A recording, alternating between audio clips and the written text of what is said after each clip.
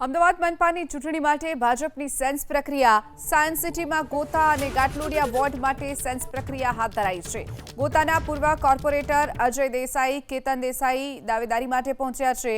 પારુલબેન પટેલ સહિત પૂર્વ કોર્પોરેટરો દાવેદારી કરવા માટે પહોંચ્યા છે।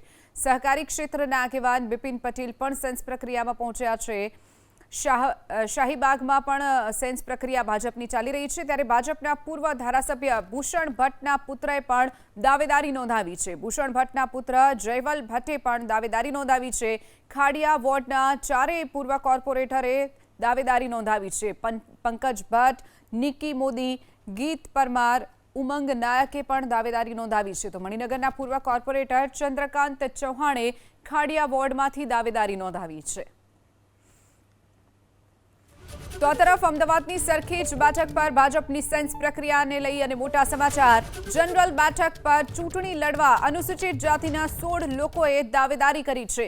સરખેજ વોર્ડમાં કુલ 19,000 અનુસૂચિત જાતિના મતદારો હોવાથી માંગ કરવામાં આવી છે।